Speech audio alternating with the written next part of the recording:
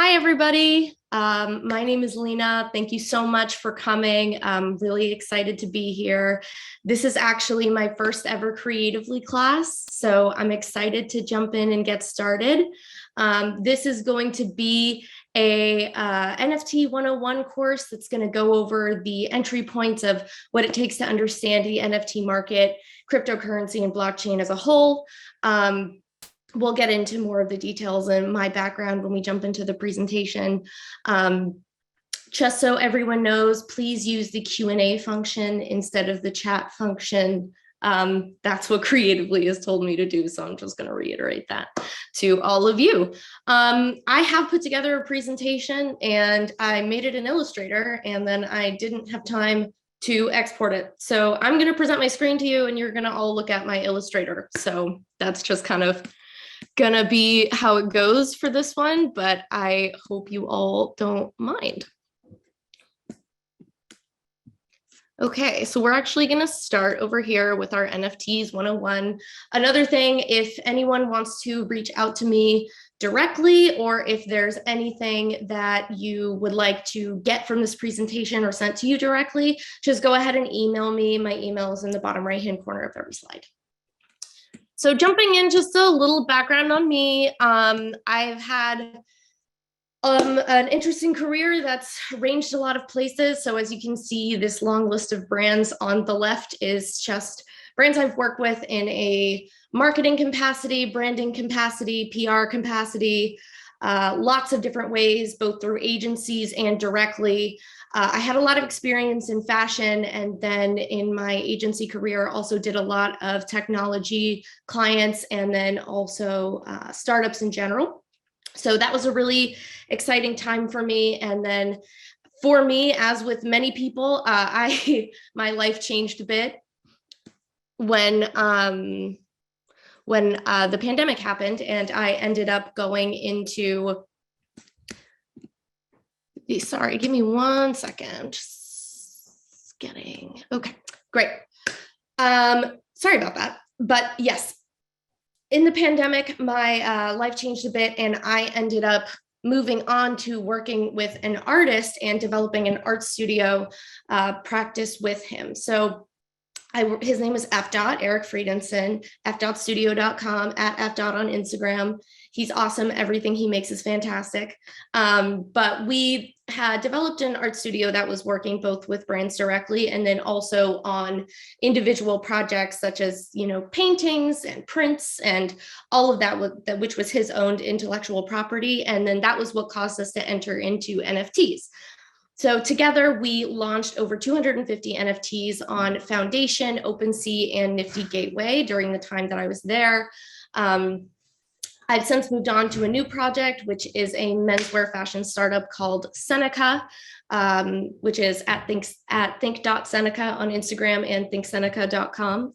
I would say overall, my general role and growing passion for the companies that I work with is overall brand development and then business development. So that's on the operational end of things. That's thinking through go-to-market strategy. That's building out teams. That's making sure our accounting systems are working, really looking through the top down of what a business does and what it needs to run. So naturally, when I was working with an art studio, NFTs entered that conversation and entered it in a big way. I would like to caveat going into this conversation that I am not a technical person. I am not a coder. So there are so many aspects of NFTs and blockchain that do deal with coding and technical capabilities. And there's a lot of minutia and detail that is going to be really important here. That is not necessarily something I have expertise in specifically.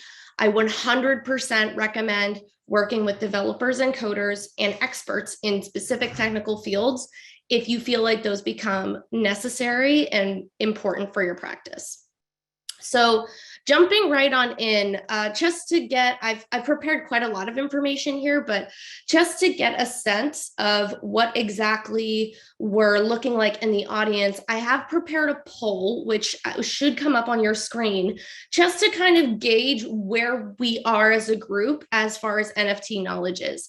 So if this is 100% new to you, you don't know what an NFT is at all, that's totally fine. If you're someone who's involved in the space, talking about it daily, and have even minted your own pieces, that's awesome too. I just want to make sure I'm not throwing down any condescending information for a group that's already educated, or throwing down not enough information for a group who doesn't know what I'm talking about. So go ahead and I'm going to give it a minute for everyone to vote. I'm not entirely positive how I'm going to see these results or when, but we're going to learn together. And, Lena, it's Lizzie from Creatively, the kind of magical voice of God in the background. I will end the poll in about 2 seconds and share the results so everyone can see the results. So I just wanted to chime in and let you know. Oh, also, how many people are in here? I have no idea. Do people know? People don't know, but we currently have 135. Well, hi, everyone. Welcome. Thank you so much for coming and participating in the poll. I'm excited to see the results. Okay, great. Early days, excellent. That's great. We've prepared all kinds of information that we need for that. So I'm going to go right into what is crypto and what is the blockchain. So just starting from the top, which is blockchain technology, it is, I will say that these concepts can be really daunting to dive into. And if you were to do a deep dive into all of the minutia that makes these things run, it is very complicated to understand. So I've kind of distilled it down to the concepts that we need to be grasping in order to understand NFTs and their role in this general ecosystem. So starting off, what is blockchain technology? Blockchain is truly a database. At the end of the day, it's a database of transactions, ownership history, and assets. This can be a massive amount of information, which is a piece that's going to come into play later. Some things that are really important about the blockchain is that it is secure. It is virtually uncorruptible. I could not go into the science of exactly why that is, but I have it on good authority from multiple people that it is it has not been cracked yet. It is damn near non-corruptible database of information. It is transparent.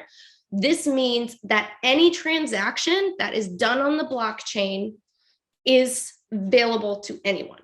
You could go onto Google and search whatever blockchain you want to look at the transactions of, and you can see the history of how something is moving. If someone buys an NFT, you can see who owned it, what wallet address purchased it, who minted it, how much they paid for it, all the way back and all the way forward through the life cycle of that NFT.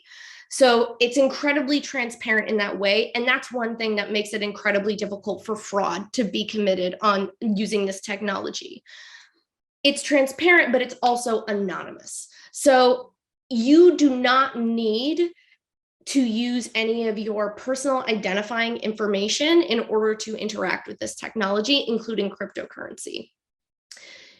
This means, so, we'll get into the details of how one sets up a wallet and the role of a wallet and whatnot, but you don't need to use your email address. You don't need to use your legal name. You don't need to give a phone number. There's nothing that needs to connect the digital existence of you and the physical existence of you. And that's something that's a big draw for a lot of people in the Web3 space.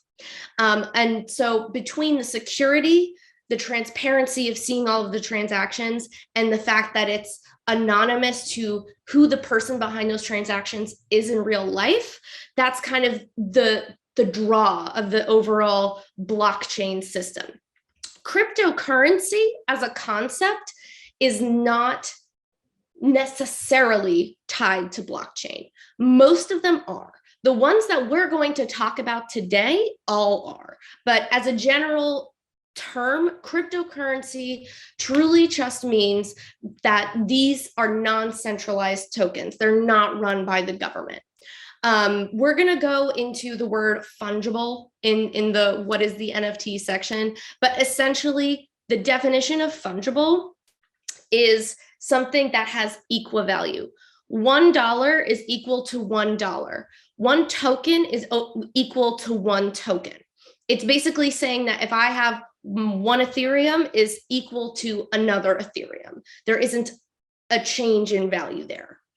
So then if we scroll down to what is NFTs, you're going to see that they're non-fungible. This only means, the only thing that term NFT, non-fungible token, literally means is the fact that one NFT does not necessarily equal the same value as another NFT. That's truly it. The innovation of an NFT in terms of blockchain technology was creating something that carries its own value. So that's the baseline of what an NFT is in a literal sense. When we talk about the uses of NFT, obviously we're all pretty much all here because of the use of art in NFTs, which is going to be what we're focusing on in this conversation.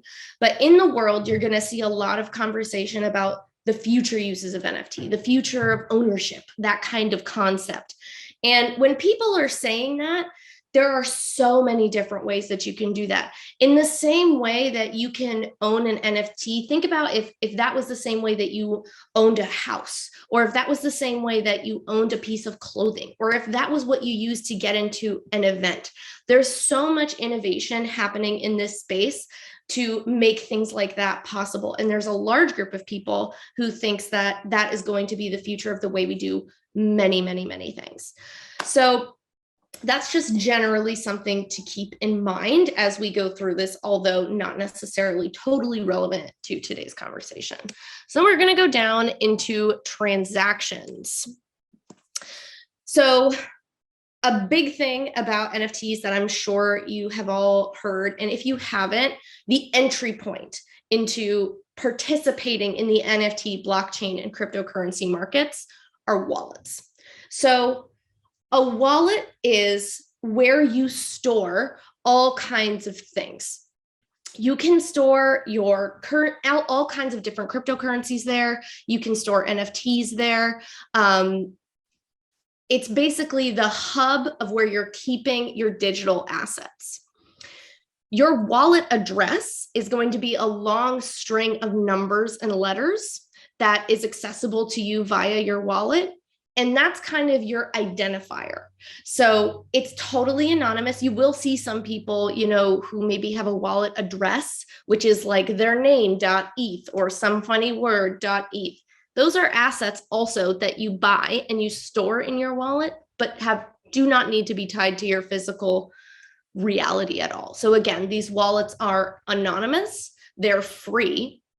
You can have as many of them as you want to. So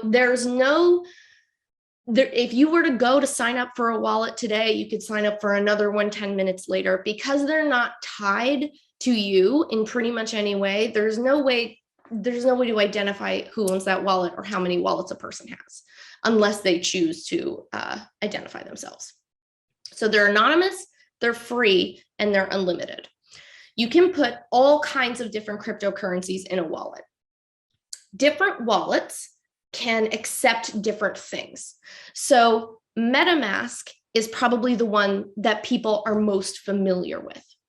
Metamask is a website you can go on. I believe it's metamask.io or it's metamask.app, either one of those. And it's incredibly simple to set up. All you have to do is go through the step-by-step process. What they're going to do in order to give you access to your wallet, because it is not tied to you, you're not going to have a login that has an email address or anything, a username. So their solution to this is a unique, more into the slide. Yes, I can totally do that. Here we are. Okay, here we go.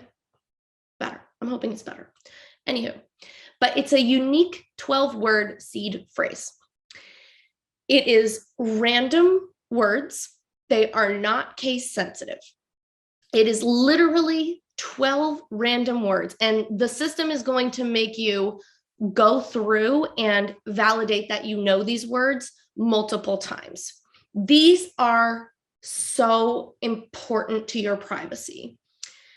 This is how you access your wallet. There are a couple of different apps that can access different wallet addresses. So like I'm saying, you'll set up your wallet through Metamask, Coinbase, etc. But then you have that address. And that address can be read by a various amount of wallet apps. There's another good one called Trust Wallet, which we'll go into later. But the thing that's going to give you access to that wallet from wherever it is that you're asking, you are going to have to use this 12-word seed phrase. Keeping it safe is incredibly important. Not sharing it with anyone is incredibly important. Not saving it on your cloud-enabled drives is incredibly important. All kinds of ways that you need to make sure this is being secure. I've heard people say that they write it down on a piece of paper and put it in a safe. Personally, I have mine written somewhere very safe. I guess I shouldn't say that to a bunch of people, but I do have it written down and not on my computer, but cannot express the importance enough that this seed phrase is all kept safe, because if you forget it, there is pretty much no way to get it back. And if you can't access that wallet, you can't access anything you have in that wallet. This is also where phishing scams come in. I know that we're going to kind of go in this next section into a lot of things that are going to be the usual grievances that people have with NFTs, the usual hesitancies that people have with NFTs. And just to touch on the first one, it's phishing scams. Phishing scams basically mean an entity that is asking you for your 12-word seed phrase or asking you to put an asset into a shared wallet for one reason or another. You see these happening a lot of the times with, if you have maybe an artist who wants to do reaches out to you to do a collaboration, and they want to have all of your royalties going into one wallet, something along those lines. Anytime anyone is asking you to share a wallet with them, the answer is no. Anytime anyone is asking you for your 12-word seed phrase, the answer is no. In the same way that you wouldn't give someone your social security number, in the same way that you wouldn't give someone the password to your email address or your Apple ID, do not give them their 12-word seed phrase. And I feel like it's just kind of a general rule of thumb on the internet. Even if your mom, your best friend, anyone asks you for it, you just got to lay the line. The answer is no. So, when it comes to concerns about phishing scams, it's definitely a concern, but it's a concern here as much as it is anywhere else on the internet. And I don't know that it's necessarily a reason to totally avoid it at all. But that's obviously up to personal preference. So the next thing we're going to talk about in transactions is something called gas fees. So particularly with Ethereum, when you are making a transaction can be the purchase of Ethereum. The transaction can be sending of an asset from one wallet to another, either coins or NFT. Anything along those lines that has to do with the Ethereum blockchain, there's going to be a gas fee. The gas fee is dependent on the time of day and the day of the week, how busy the chain is at the time, how many people are trying to record additional data on the chain at a time. That's what's going to determine your gas fee. It can be, as low as $5 equivalent in Ethereum, or it can be as high as hundreds to thousands of dollars in Ethereum. This is an important thing to remember, not only for yourself and making sure you're making educated decisions of when you're moving your assets around, but also if you're selling NFTs, you want to make sure that your customers or your collectors or whoever's buying is going to be able to buy at a time that is not super heavy on the Ethereum blockchain, causing super high gas fees. You're always going to want to consider, what is the cost of my NFT? Like what is the cost I'm assigning here compared to the gas? Is the gas going to be higher than the cost of the actual NFT? These are going to be things that your collectors are thinking about, and it'll do you a favor to think about ahead of time. So on that note, we're going to go into the environmental impacts, which is a big one that people tend to bring up in the conversations about NFTs. This is mainly a criticism of the Ethereum blockchain. We will get into the different kinds of blockchains and the different kinds of coins and all of those different options that you have, but the vast majority of transactions that you're going to have in the NFT market and the most popular chain is going to be Ethereum. The conversation around the environmental impact of Ethereum comes from the proof of work validation method that they use. Essentially, the way that Ethereum coins are mined, the way that new coins are added to the blockchain, is miners are asked to solve very complex puzzles in order to earn these coins, essentially. These puzzles are run by incredibly energy intensive computers. The reason that they're doing this here is to make sure that things are not like you're not just randomly throwing out coins all over the place, basically an oversight kind of committee, if you will. I have a question here. What's the question? Hey, yes, we do have a question. They asked, how do you know when is the best time to make a transaction? You can always check. So basically, when you go through a transaction, so when you are, the way that it actually looks, right, when you're doing this is you have your browser window, right? Let's say you use Google Chrome. I use Google Chrome. I have a Metamask extension on my Google Chrome. So if I'm on an NFT marketplace, any marketplace, or I'm trying to make any purchase, even through my Metamask wallet, you're going to get a little pop-up and it's going to say the cost of what you're trying to buy. And it's going to say the gas fees associated with it. You then have to press like continue in order to actually be charged. The way that you can get a sense of what the activity is looking like on the Ethereum blockchain is really being involved in the community and knowing what kind of large projects are being launched at a time. We will get into how important community involvement is in this space overall, but you can, if you're not the kind of person who's going to be like deeply involved in all the other motions and commotions happening in this ocean, then it just makes sense to go ahead and check for yourself. Also, a lot of these things have extended times. So we'll get into listings and what exactly that means. But so let's say if you're worried about gas being an issue, you can set your auction period for a week or something along those lines. Or if you have something that's a set price, then people are going to be able to make their own decisions about the risk of missing out versus seeing if gas will go down. So yeah, it's not a foolproof process, but you always have the ability to check for yourself. Jumping back into the environmental conversation. So this proof of work concept, right, is super energy intensive. It takes a bunch of energy.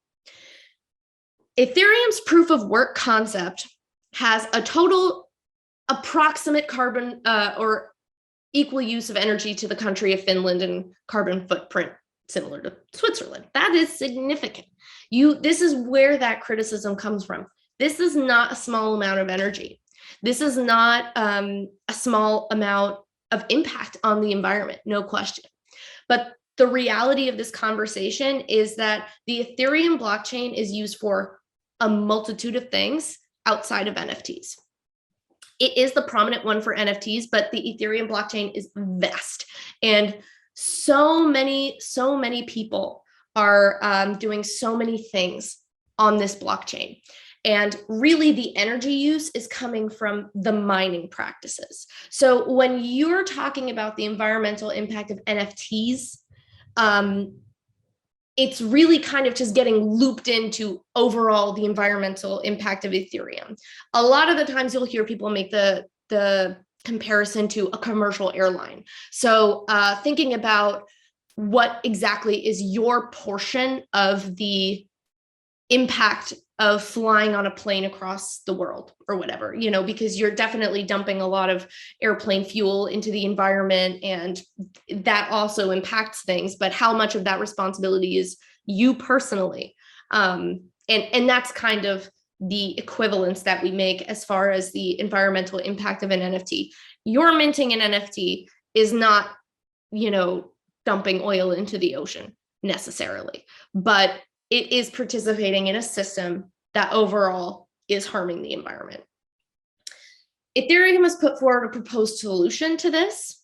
The solution is switching to a proof of stake model instead of a proof of work model. The proof of stake model essentially has people who want to be in this mining position. They're not miners, they're validators. So they're people who kind of stake their own collateral on their Ethereum. And this does not require these super energy intensive computers. Ethereum has said that they're going to be switching to a proof of stake model in Ethereum 2.0. Ethereum 2.0 has been promised over and over again many times. And right now they're saying it's going to be mid-2022, but we shall see. Either way, it's important for you to understand this context when making the decision whether or not to get involved in NFTs. Moving right along. The second biggest gripe that people have about NFTs is sources of value. So this is kind of entering into our conversation about how you as an artist are going to participate in this space, because we want to make sure that in any way that you decide to do this, it makes sense for what you as an artist are trying to accomplish, what you and your vision and your message and your values determine makes sense for you in this market. At the same time, we want to make sure that we're actually providing value. So you have certain NFTs whose principal source of value is community. So if I own this NFT, I have access to a literal or proverbial community. Many of the time, these communities take place on Discord or private servers. So the one that people usually come up with is the Bored Ape Yacht Club, who has the Bored Ape Clubhouse, which is their own website and kind of networking thing that they sponsor. If you own an ape, you get access to that club. That is their source of value for the most part. Another version of source of value is unlockable content. A lot of NFTs come with things on the back end that you only get if you own the NFT. So we've been seeing this a lot with, musicians who are entering into the NFT space. So if you buy the NFT, that's how you get the album. Or if you buy the NFT of the album, you get the album, plus you get all of the music videos that come with the album. If you are an artist per se, and you are selling an NFT, you also unlock the story behind the piece of art that you bought the NFT of, or you unlock the, the printable file for that NFT. There's all kinds of things that can be worked into the back end in terms of unlockable content. Like creativity is the name of the game here. Pretty much any stretch of your imagination of how you want to push this platform to create an incredible experience for your collectors through unlockable content and the things that you're making, you can probably accomplish. Utility is a third use that can provide a lot of value for NFTs. I can trade my NFT for something. This is my ticket to get into an event.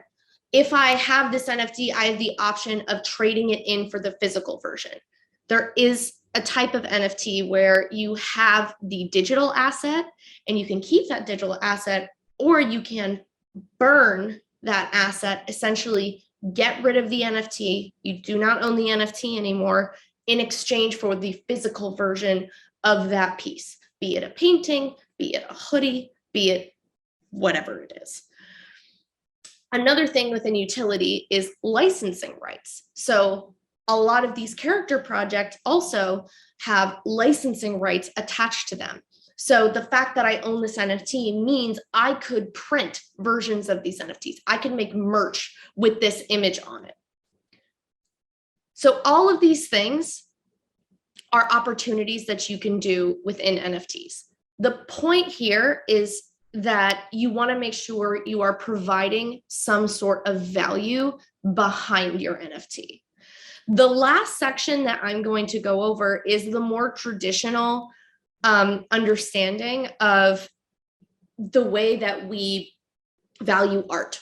So there are people out here who love to collect art. There's the traditional mindset of I care about collecting art. I care about the concept of ownership. And that's something that goes way back in time. First of all, we all have, no one likes an art collector who buys a piece of work and then puts it in their basement. The fact that everyone can still see it, people can take a screenshot of it, it doesn't really matter to them. It's the fact that they can own it and then sell it later and or support the future of that artist. That's the thing that brings it a lot of value. So understanding where the value is coming from your NFT is an important part of putting a good program together. Moving right along, we're going to go into community, which is an incredibly important part of not only understanding NFTs, but being successful in NFTs. I cannot underplay the importance of being on Twitter and being on Discord and potentially being on Clubhouse. It is a wealth of information that you can be getting from people who are in the space, artists who are in the space, collectors who are in the space, people who run the marketplaces and are in charge of putting things on homepages. All of these people are talking to each other on Twitter and Discord. It's a really great community that is really open to sharing advice. If you have questions, they want you to get involved. They want to be here for you. They want to help you out. It's just all about not only being there, but being engaged.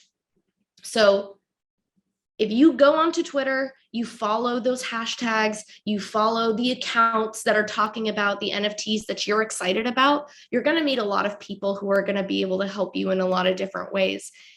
These are also the people who are going to be buying your NFT. So the more engagement that you have with them already, the better off you're going to be. Discord is a little bit more of an intense platform that I know is less common for people to be involved in, but it's a hub of activity that has so much to offer people trying to get into the NFT space. So check out your favorite NFT artists that are already in there, join their Discords, ask them questions, ask their community questions, see what people are talking about. And that way you can continue to build out your own knowledge and build out your connections to people that you're going to need. As I said in the beginning, developers, coders, and experts are going to be really important for you to execute your dream NFT vision. So those are the places that you're going to find those people and get connections to those people. It's important to start there. Hey, Lena, we had a couple of questions for you. Sure. One is from Kelly, and she asked, if you burn a piece, then does the digital asset go back onto the market, or is it just gone? It is just gone. So these things, these functionalities and these aspects to a different system are all worked into your launch mechanics, as I like to call them, or your go-to-market strategy. So these are decisions that you can make ahead of time. When you're putting together a project overall, there's a lot of places that you can start, and that can start with a piece of work or a body of work that you're really excited about. That can start with a type of NFT project that you're really excited about, and the art comes afterwards. But all of these little pieces of mechanics that go into it, whether you want physical redemption to be a part of it or not, whether you want these to be additions or one-of-ones, which we will get to, all of these things are really important to making sure you're thinking through the whole experience of the whole group together. So I'm going to get to those pieces sooner than later, just so we don't run out of time. But just so we're all aware, there are many alternatives to Ethereum. Some of them are listed here. Some of them are more environmentally friendly than others. So if you are someone who's really concerned about the environment, maybe look into Solana or Tezos, which are they're different coins and they're on different marketplaces. They're a bit smaller, which means your market is going to be a bit smaller, but it's all dependent on your values. Ethereum, obviously, the biggest one. but you do have options if it's something that you want to explore. And we're going to go into platforms. So OpenSea is pretty much the most important one. OpenSea has the most coins, it has the most currencies, it has the most options of smart contracts that you can employ.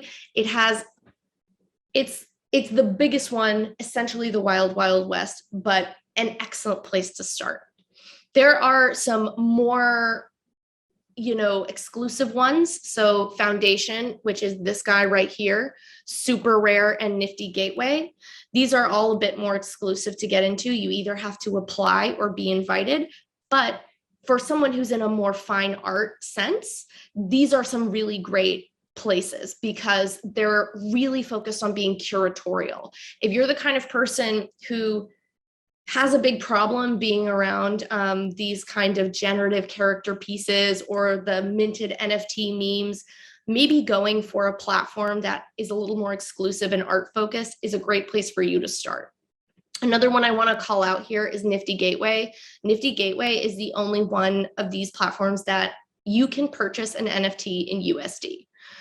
It is a walled garden, which is a bit more of a complicated concept that I would suggest doing your own research into. I can't totally get into now, but if you feel like you have an audience that you want to take with you from your physical medium into the digital medium, Nifty Gateway is a great place to start because you don't have to ask people to set up the infrastructure. So then we'll move back up, and this is where we get into the nitty gritty. Minting and smart contracts. When you mint something, it is the process of taking your NFT and putting it onto the blockchain. It is really the process where you're saying, I'm taking this file and it is now an NFT. That is the overall process of minting. Minting is done via a smart contract. A smart contract is written in computer code. There are many different platforms that have come out that are going to make it easier for you to understand the capabilities of the smart contract and customize your smart contract. It is really important for you to customize your smart contract. It's really important for you to have a good understanding of what your ownership rights that you have are and what your ownership rights that you have that you're giving away. This is also the place where you put in royalties. So the royalties are basically when you make a sale of an NFT to party B, and then this person sells it later to another person, a portion of that sale goes back to you. The way that this money is going back to you is through your wallet address. The wallet address is included in the smart contract. So all of that money is going to be automatically rerouted into the wallet that you've put into the smart contract in perpetuity. No matter how many people purchase that NFT in the future, you're still going to get those royalties. It is an incredible piece of technology that is what makes NFTs as groundbreaking as it is for artists. This is also where you can put in really fun, customizable things. So if you want your NFT to change color based on what time of the day it is, you can put that in your smart contract. If you want to offer utility, licensing rights, that burn ability, any of those specifics of how your NFT can be used by the user across the internet and the real world is outlined in the smart contract. Many places also include the characteristics and properties and metadata of an NFT in the smart contract. So that might sound complicated, but if you think about it, if you're the kind of person who maybe does a lot of photography, but you also do a lot of painting, you can basically label your NFT as a photography NFT. If you are someone who really delineates your work by color palettes, you can note that in the NFT. If you have a character that you maybe include in a lot of your work, you can put that into the metadata of the NFT. This is helpful to tie the actual NFT to the smart contract and also allows you to sort out your NFTs later and over time. So It's not necessary, but it's a cool functionality and something to consider if you're going to go through the process of setting up your own custom smart contract. One of ones versus editions. This kind of goes into more of the marketing specifics. So I just want to pause for a quick question or two. I've got a couple of things that I want to run through, and I want to make sure we have a good 10 minutes left for questions. But should I take this one now, Lizzie, you think, or just go through it? Go ahead and go through, and we'll go through the questions after. Great. Okay. So one of ones versus editions, extremely similar to physical pieces. A one of one means that it's a singular NFT. One person can own this. An edition is basically saying, I have this one asset and many people can own it. You can decide how many, the number of your edition. It could be 2, it could be 20,000, it could be even more. The sky is the limit here. The way that the pricing usually works in the mindset of this is, so if you have a one of one NFT, you were to sell it to one person, let's say you would sell it for 1 Ethereum. If you were then to say, I'm going to make this instead into an edition, so there are 10 people who can own this NFT, you would divide that price by 10. So 1/10 of an Ethereum for each. That's the general pricing mentality. You can then create collections. Collections can be a combination of these things. You can have a couple of editions in there. You can have a couple of one of ones in there. Your collections can be specified by the content. Your collections can be specified by the price. Your collections are completely up to you. And those collections are usually created and delineated within the marketplace of your choosing. Many marketplaces, particularly OpenSea, reads the data that you put in through other marketplaces. So if you are to mint something through something like, say, Rarible, it will show up on OpenSea as it reads the fact that that NFT exists on the blockchain. It may or may not be purchasable there. Your collections may not appear in the same way that they did on OpenSea, but they will be there. Moving right along, I'm going to go right into listing types. Fixed price. Pretty simple. I want to sell this NFT for 1 Ethereum. Please pay me 1 Ethereum. There it goes. A timed auction. You can say, I want this auction to be open for a certain amount of time. It could be a matter of hours. It could be a matter of months. You can say that I want the bidding to start at one price. So let's say 1 Ethereum, but my reserve price, the minimum that I'm willing to part with this NFT for, is 2 Ethereum. So that auction would need to get up to 2 Ethereum before that sale becomes valid. If you have someone who places a bid within the last 10 minutes of a timed auction, an additional 10 minutes is put onto the end of the time limit. Incremental increase. Let's say you have an edition of 10. The first 3 would be sold for half an Ethereum. The second 3 would be sold for 1 Ethereum. And then the third 3 would be sold for 2 Ethereum. This is basically providing value for your collectors by saying the people who bought those first 3, they paid half an Ethereum, but they're being market validated by the people who bought these last 4, that what they paid half an Ethereum for is already worth 2. So they can make their money like a huge increase in investment really quickly. So that's one to consider if you're really trying to provide market value through your NFTs. Mystery and random selection. If you create a collection of NFTs that has a bunch of NFTs in it, and those can be one of ones, they can be additions, it can be whatever it is that you want, and you'd like to say, okay, if you pay half an Ethereum, you are going to get a random NFT from this collection, or 2 random NFTs from this collection, et cetera, et cetera. Maybe they fluctuate in value. Maybe they don't fluctuate in value. The designs are just different. But the point being is that the person is only seeing the exact NFT that they're getting once they have it in their actual wallet. This is something that is coded by a developer and maintained through a platform. So that's something that you would need to pursue an expert to do. A PFP is, as we all know, the profile picture projects, the Bored Apes, the cool cats, all of these things. What these are variable properties and characteristics. So let's say I have my cat format, right? And I have 10 different eyes and 10 different skin tones and 10 different hats. There's only a certain amount of unique combinations that can be made of those different qualities, right?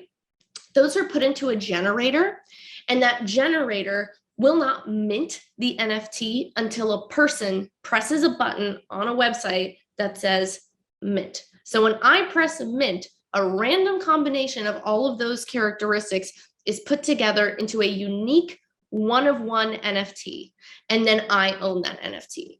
So essentially, all of the combinations that you're getting from here are one-of-ones. So it's multiple, it's a collection of many one-of-ones that are unique, and they're not minted by the artist. That's something that's incredibly important about these projects that makes them different. They are minted by the user. When you press mint, you have your wallet address in there, and it is minted by you, and that's why you own it. So I know that was a ton of information. Again, if you want this actual presentation that has all of it written down, please email me and I absolutely will send it to you. I'm also happy to stay a bit later on this Zoom to answer any questions. I will try to be brief with any questions that are going to be answered, but let's jump in. Thank you so much, Lena. These are incredibly thoughtful slides and just so thorough. Initially, we didn't have a ton of questions because I think it was so thorough. So just really, truly thank you for sharing all this information with our community. We did get a couple others that I thought were interesting to share. We can start with, actually a common one that we had was, can you share some of your favorite accounts, hashtags, or Discord channels to follow? A lot of people have asked about that. Yeah, I mean, it's truly a huge amount of people. There is a Twitter Spaces account called the Oh Shiny Show, like ooh shiny, but oh shiny. And they interview a lot of great artists, and they talk about a lot of really cool up and coming new technologies that are in the NFT space that I thought was really helpful to stay informed. There's a community called All Ships, and they have a Discord, they have a Twitter, they host events in New York City and like the Brooklyn area that are really great. The founder of that is named Dave Krugman. Dave Krugman is a great resource, very helpful to artists. Yeah, off the top of my head, those are the ones that kind of come to me. Amazing, thank you. Another question that we had is, what are some of the most interesting items to you that are NFTs? I think that there are a lot of people who are trying to tackle the tie between physical and digital assets. There's always the conversation between artists who exist in the physical realm about how they can tie their physical pieces to the actual NFTs in a super hardcore way.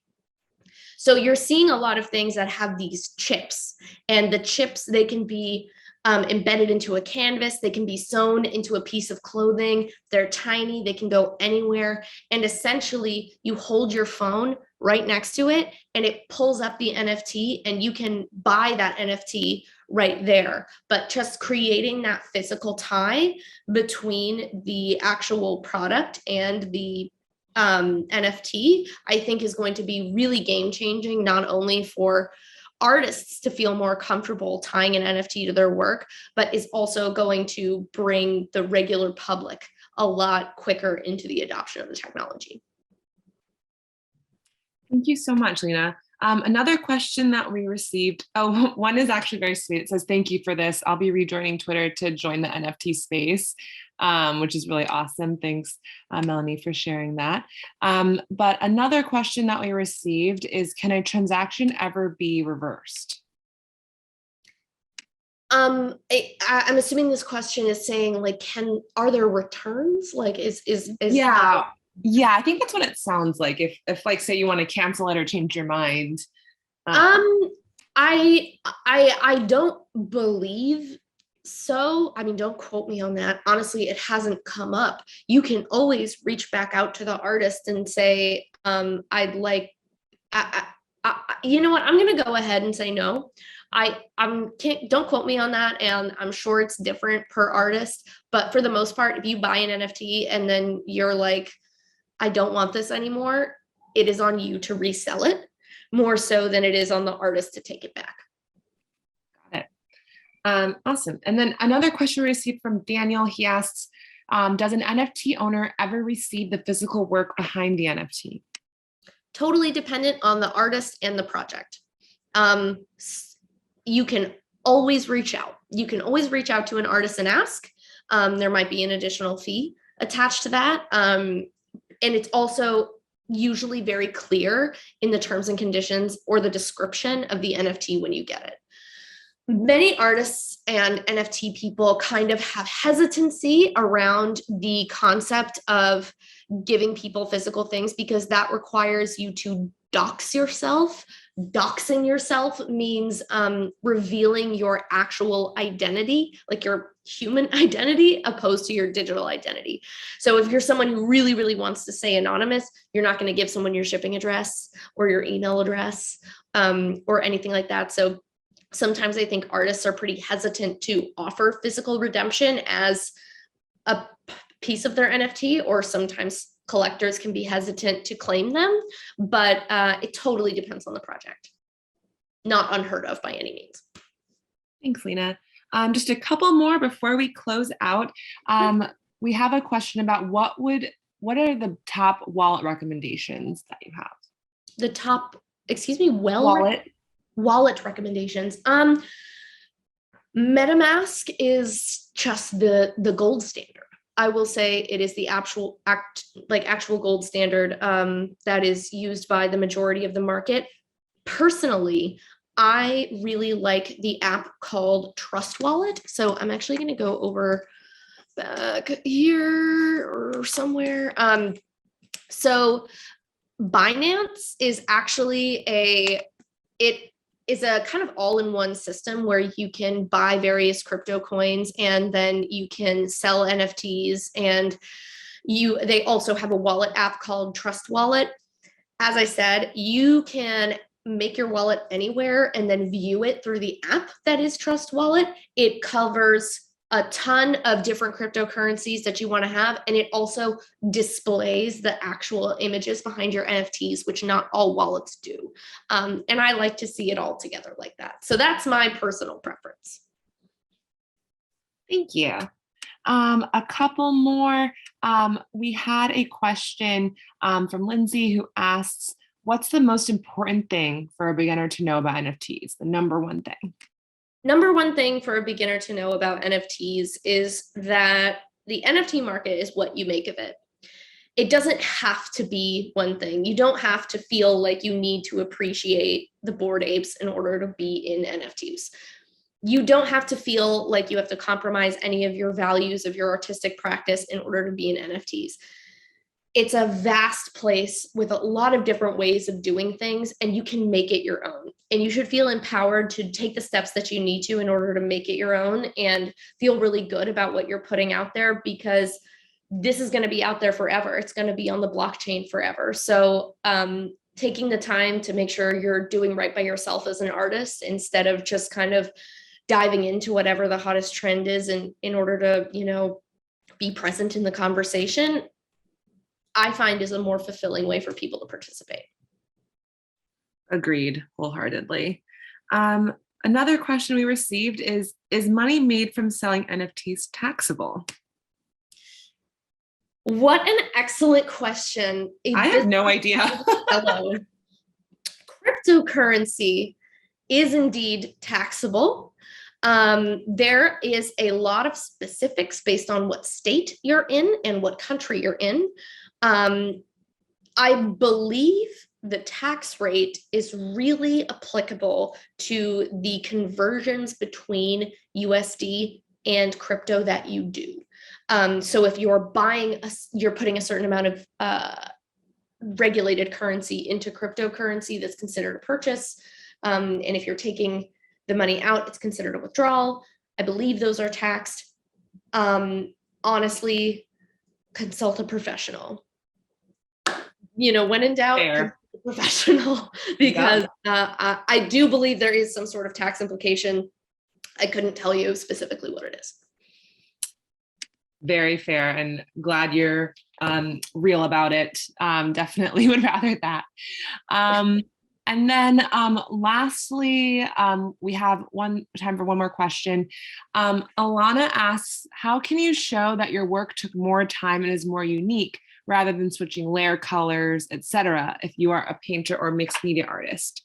And I think that the root of the question here, this is me paraphrasing, so Alana, feel free to correct me if I'm wrong, but how do you indicate if it is something that you can show or share matters to collectors, the amount of time invested versus just doing several colorways?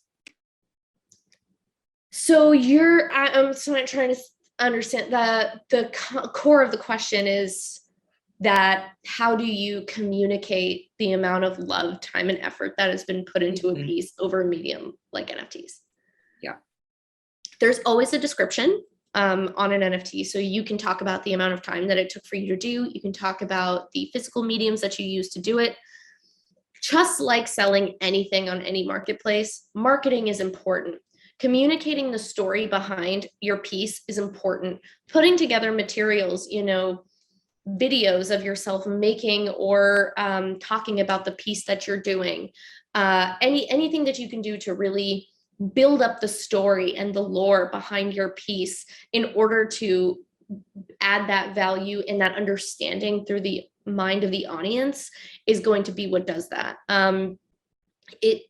It's a very tricky process, and obviously that kind of marketing is a lot more effective when you have an audience that's already there looking at it, or you have access to some other enhanced audience through media or friends or something along that line. But truly it's communication.